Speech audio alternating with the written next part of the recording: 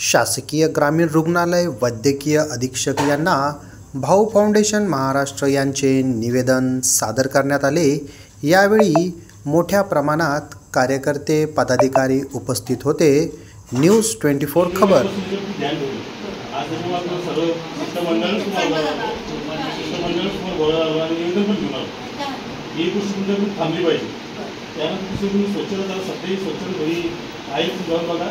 जेवढी जशी पाहिजे तशी नाही आता प्रॉब्लेम सांगितलं पावसामुळे काय लागलं सगळे चिखलाची पायपी लोक स्वच्छता जरी केली तर सगळं आतमध्ये तरी पण बाथरूम वगैरे जर बाथरूम जवळ तुम्ही जाऊ शकणार नाही आहे त्या परिस्थितीची त्याच्याकडे लक्ष करू द्या।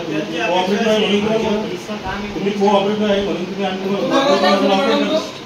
बाथरूमसाठी सफाई कोणी आम्हाला भेटेल का तुमच्याकडे म्हणजे कोणी आहे इथे गोकर्णमध्ये जे करतात ते काम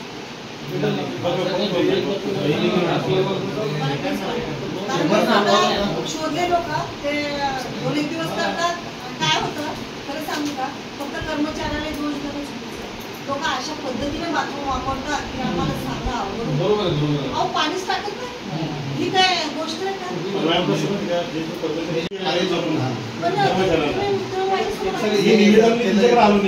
कारण की मी बाकीच्या कर्मचाऱ्यांना शांत बसून गेलो आतापर्यंतही आलो होतो।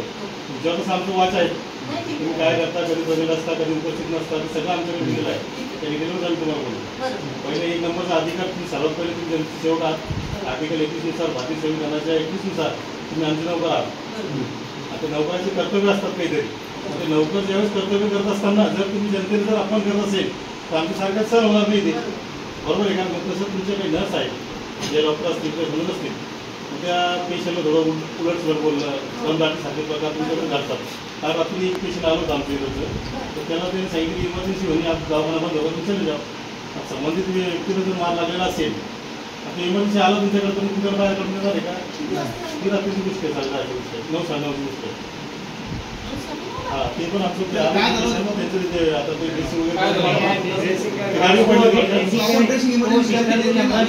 गेलं नाही त्याला तसं बाहेर काढून दिलं का काय तुम्ही बोले ना काय बोला अशा गोष्टी तुमच्याकडे अशा गोष्टी घडतात तुमच्याकडे। दुसरी गोष्ट काय होते